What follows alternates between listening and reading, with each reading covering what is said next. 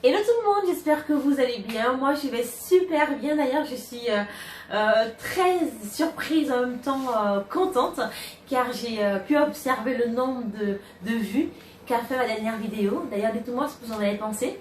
Aujourd'hui je vous retrouve pour une toute nouvelle vidéo car j'ai le plaisir de la partager avec vous. L'idée, c'est une vidéo qui va vous apporter des éléments concrets et mon expérience en tant qu'immigré et comment réussir à se sentir bien à l'aise dans un nouveau pays. Avant tout, je vais aller prendre ma bouilloire qui, je pense, est déjà prête.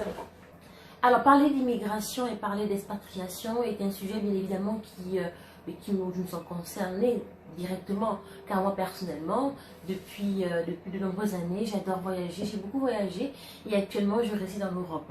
Donc je me suis dit qu'il était important aussi d'apporter, de transmettre tes conseils et ce que tu as fait, ce que tu n'as pas fait.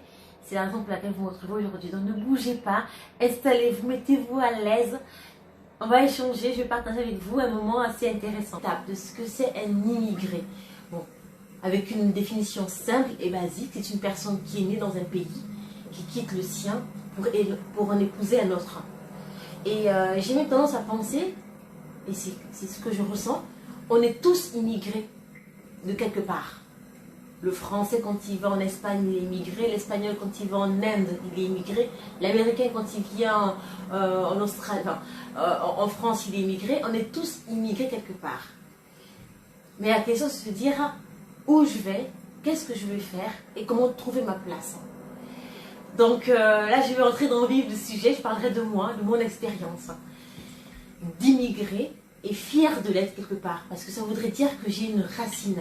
J'ai une culture, j'ai une origine, je viens de quelque part, j'ai une ADN.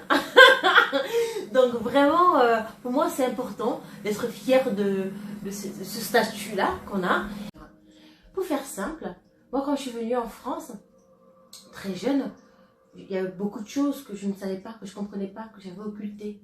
Je n'étais pas expliqué, on m'a rien expliqué finalement. Mon expérience, je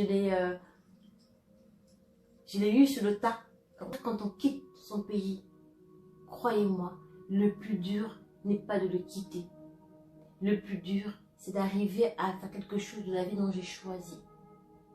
Quitter son pays peut paraître compliqué en soi. Parce qu'on a une partie administrative qui est juste horrible. Il est indispensable de l'organiser. Déjà dans votre tête, s'approprier le départ. Ça passe par de multiples questions. Pourquoi je quitte mon pays? Dans quel pays je veux immigrer? Dans quelles conditions je vais y vivre? Est-ce que je suis hébergée chez des amis? Famille d'accueil? Quel statut je vais avoir? Mon statut sera-t-il précaire ou ce serait un statut qui me permettra de m'épanouir? Ces questions sont indispensables.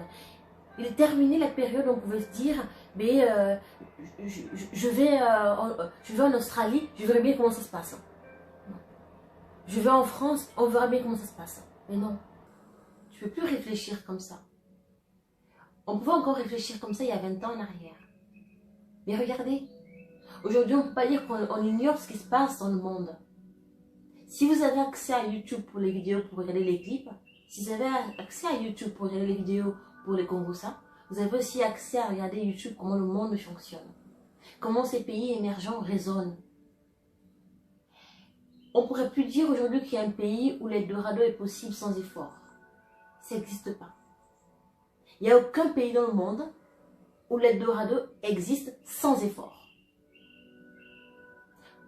Quel que soit votre projet, quel que soit votre pays d'origine et le pays que vous voulez immigrer, il est important de structurer, de réfléchir. Quelle est ma plus-value? Qu'est-ce que je peux apporter dans ce pays-là? Est-ce que ma langue peut être un frein? Est-ce qu'il n'est pas utile que je puisse apprendre quelques codes pour avoir une meilleure intégration? Si aujourd'hui je veux quitter la France pour les États-Unis, j'ai plutôt intérêt à apprendre la base, l'anglais. Tout au moins à faire l'effort de me faire comprendre. À me structurer.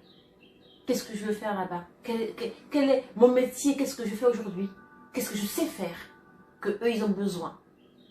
C'est-à-dire que se poser ce genre de questions, c'est vraiment se donner les chances et les moyens de réussir son intégration. L'intégration dans le sens le plus noble passe par le travail. Je suis navrée de vous dire ça les filles, je suis navrée de vous dire ça les gars, c'est le travail. Aujourd'hui, si j'ai réussi à m'intégrer, c'est parce que d'emblée, je voulais travailler, me former, trouver un métier tel qu'il soit pour que je puisse avoir cette ouverture à l'autre. Comment veux-tu t'intégrer si tu ne travailles pas? Ne pas travailler, c'est accepter l'isolement. Tu es chez toi toutes les journées, tu sors le soir où les gens rentrent parce qu'ils sont fatigués de leur journée de travail, tu es en permanence en déconnexion avec les autres. Et comment tu rencontres l'autre?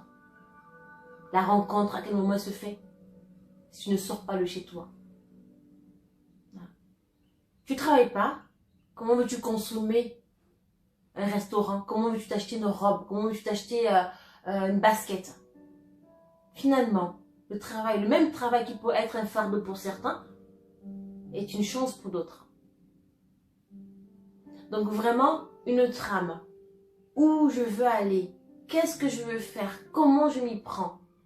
J'ai une carte de séjour travailleur. Ça, c'est le must.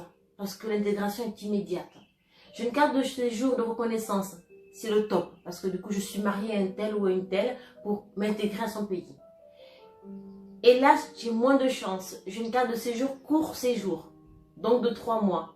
J'ai 3 mois. Si je suis partie de mon pays avec un projet, je sais que j'ai 3 mois pour atteindre mon objectif. Terminer les dorados. Terminer de se dire, il suffit d'y aller pour réussir. Eh bien non. Celles qui vont avec cette idée-là, je peux vous garantir qu'une et demie sur 2 est en échec total. Expérience qui vous parle. Si tu quittes ton pays sans projet, sans perspective, sans te renseigner en amont sur le pays que tu veux immigrer, je peux te garantir que ton intégration sera une galère. Et tes objectifs, tu auras du mal à les atteindre. Sauf si, excepté, à l'exception près, je dirais, le bonheur, la chance. Le bonheur, la chance. C'est-à-dire que tu quittes ton pays, tu vas dans un autre, tu tombes sur le jackpot. Ça veut dire que tout te sourit. Tu as une telle personnalité, tu as tes doigts en or, tu as une compétence qui est tellement recherchée. Tu es une pépite. Oui, avec ces conditions, avec ces si, et si, tu peux tomber sur le jackpot. Mais revenons un petit peu à la réalité. Le jackpot comme ça n'existe pas. Il existe, hein, mais c'est de plus en plus rare. Donc moi, tout ce que je peux vous dire, je n'ai pas eu la chance de partir avec des projets structurés, mais je suis partie avec une idée en tête. Je savais où je voulais aller. Je savais ce que je voulais être plus tard. Je rêvais de travailler, d'avoir une vie de famille. Je ne savais pas comment tout ça allait s'embriquer, mais je savais déjà que je voulais une famille structurée d'une manière. Donc, quand j'ai rencontré des gens complètement fous, qui m'ont humilié, qui m'ont sali, qui m'ont craché dessus, qui me traitaient comme de la merde, mais en aucun cas, j'avais perdu mon objectif. En aucun cas, j'avais perdu mon objectif en tête. Pas le moindre d'une seconde, j'avais perdu mon idée en tête. J'ai toujours persévéré. Je suis personne pour vous juger. Je suis personne pour vous dire ce qu'il y a de mieux à faire. Par contre, je suis née là pour vous dire, j'ai vécu ça. Voici mon parcours, comment il était difficile. Quand je suis arrivée en France à peine 18 ans, j'avais dans ma tête ma trame. J'avais mon petit rêve, mon minuscule rêve.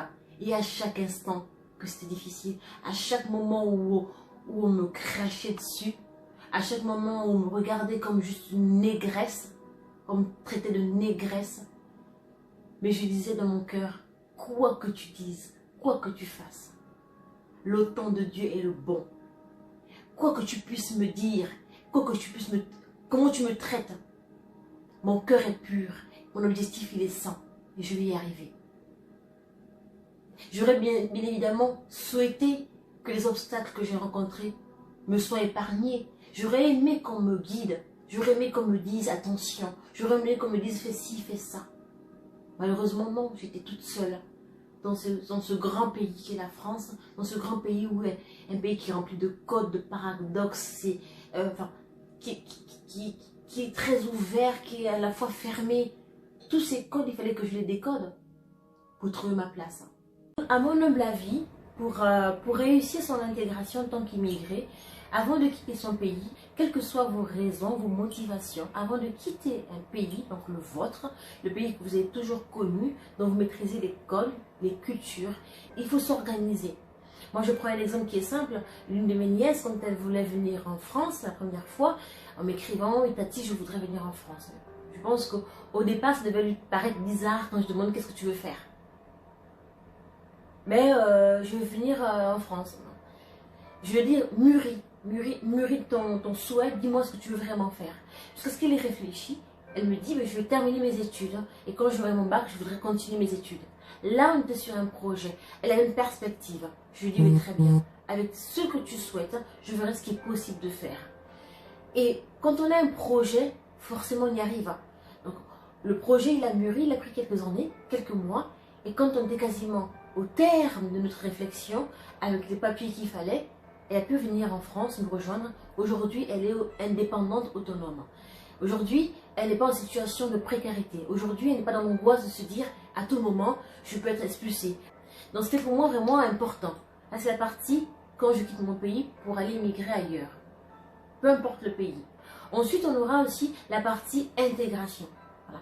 Comment je trouve ma place? Comment je réussis à lier mon mode de vie à ce nouveau mode de vie? Moi, je vous dis, ce sera en 5 étapes. J'ai 5 éléments clés qui, moi, aujourd'hui, 5 éléments clés pour moi qui sont indispensables.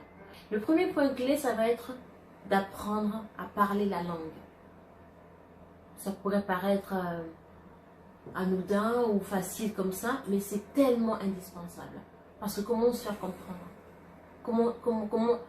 Comment se faire aider si on a déjà le frein de la langue?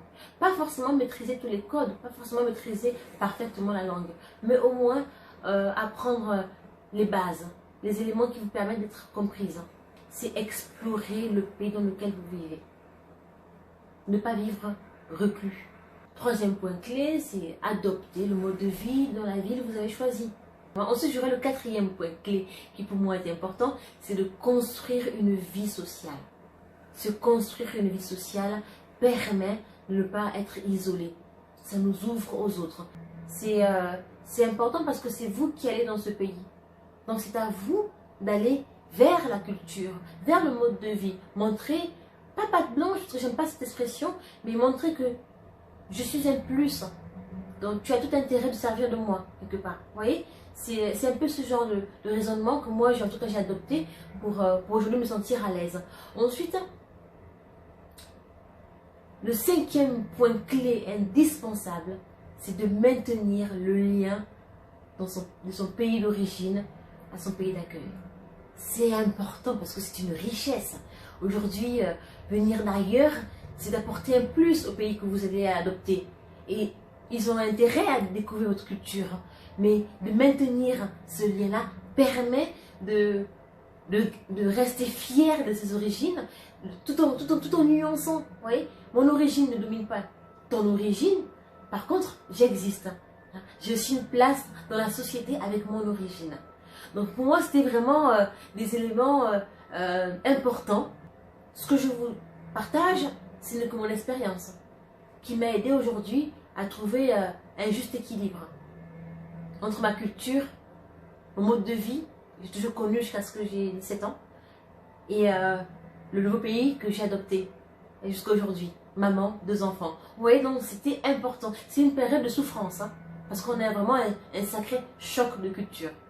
Donc il est important de choisir le bon pays et ce pourquoi on veut y vivre. Que mon intégration soit en concordance avec ma personnalité.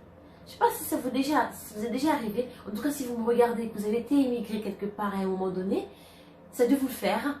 La sensation de vouloir se modifier. Oui. Aussi bien sur la façon de parler, la façon de s'habiller, la façon de faire. Prendre quasiment l'accent du pays dans lequel on vit. Tellement on veut être limpide. On veut être comme eux. Que presque on oublierait qui nous sommes. C'est pas le but. Avec mon recul, je me suis dit, mon Dieu, je me suis perdue plus d'une fois en fait. Plus d'une fois, j'ai fait comme les autres. Voyez, pour ne pas se sentir un peu différente. En fait, non, la différence, il faut l'affirmer. Il faut être fier de cela. C'est ce que tu en fais finalement, la différence qui fait de toi une bonne personne ou pas. Ou une bonne intégration ou pas. Donc moi, j'ai 3 conseils à vous partager.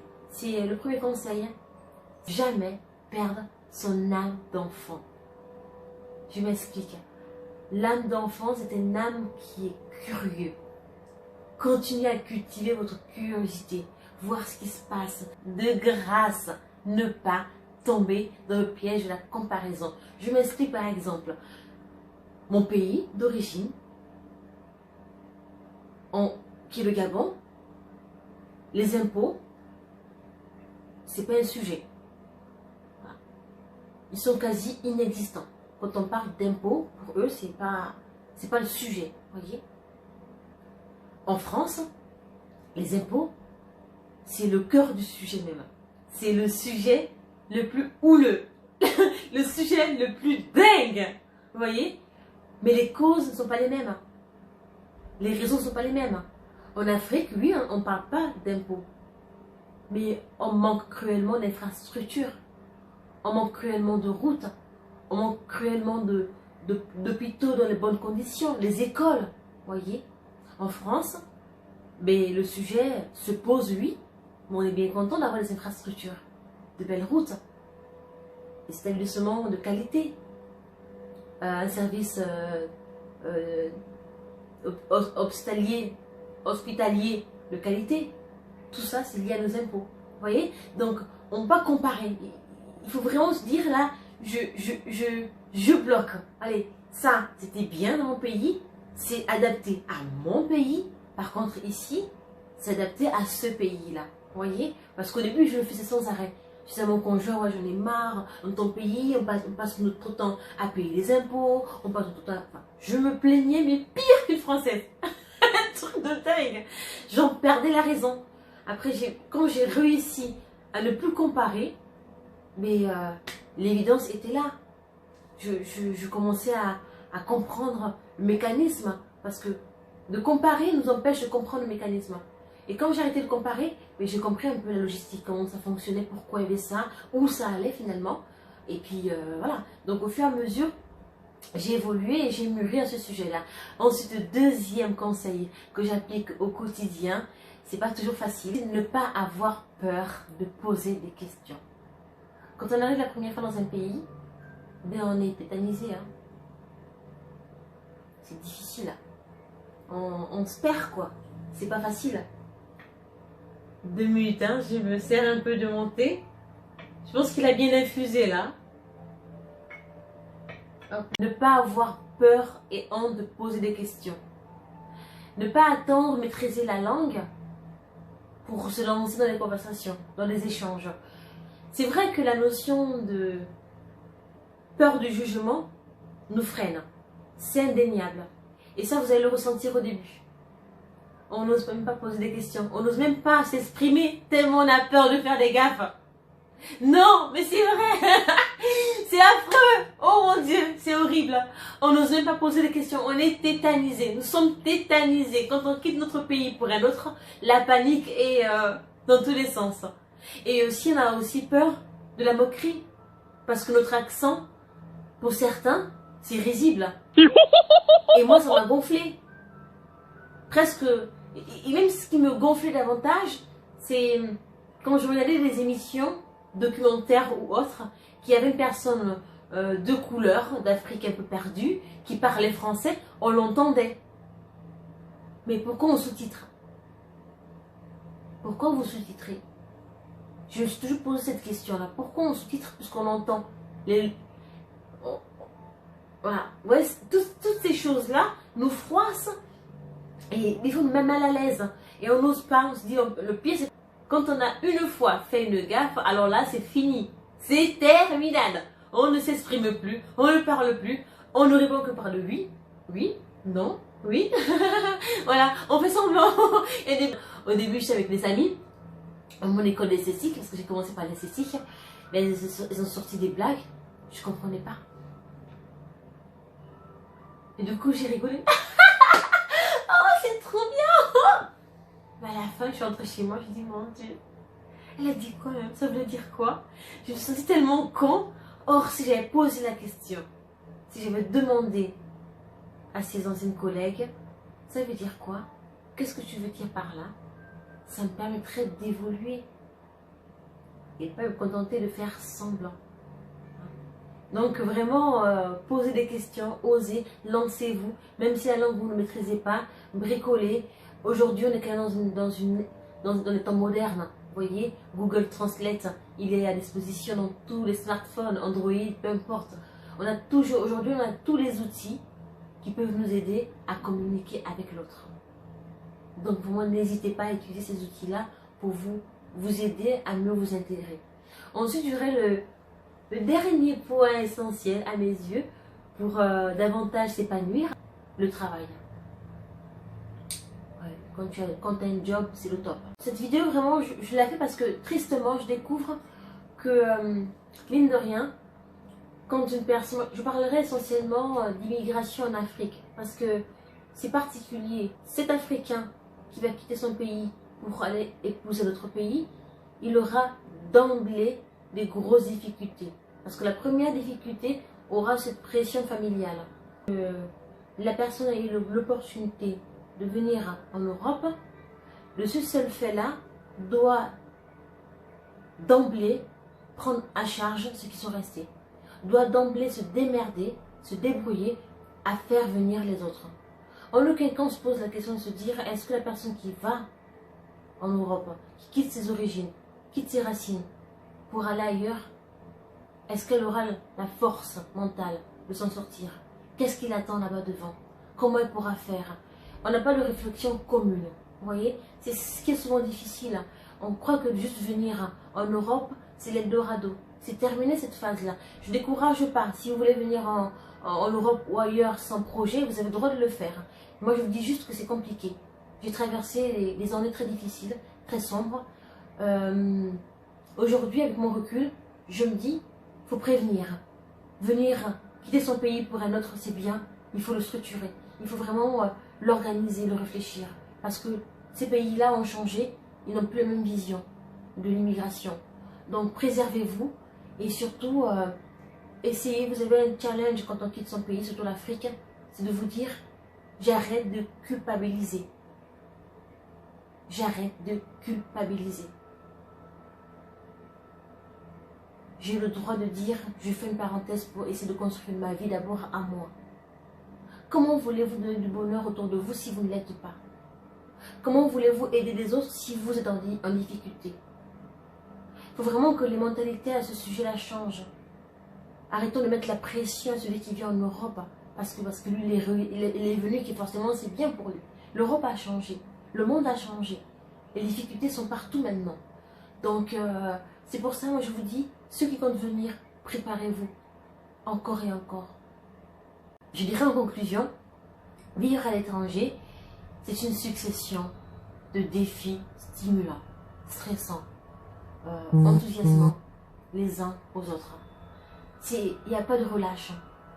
Et c'est tellement passionné. C'est tellement passionnant. Vraiment, moi, je vous dis, organisez-vous, structurez-vous, ne baissez pas les bras. Si vous avez un but, gardez-le en tête. Mettez tous les outils, tous les moyens pour y arriver. Mais ordonnez votre projet. Ne venez pas à l'aveugle. Ne quittez pas ce que vous maîtrisez, ce que vous connaissez pour l'inconnu sans organisation. C'est vraiment prendre trop de risques. Dans tous les cas, j'espère vraiment que cette vidéo pourra éclairer votre lanterne, qu'elle pourra vous encourager où que vous soyez, que vous ayez envie d'immigrer ailleurs, ou que vous soyez déjà dans le pays que vous avez choisi, essayez d'appliquer quelques-uns de mes conseils. Je ne dis pas que c'est la recette miracle, je dis juste que j'ai vécu ça, et ça m'a construit, et ça m'a aidé à être là aujourd'hui face à vous. Donc tout est possible. Organisez-vous et croyez en votre projet. Et j'ai plus qu'à vous dire, prenez bien soin de vous. Bye bye. There's so much love in the air. God, I'm so lucky, shine it on.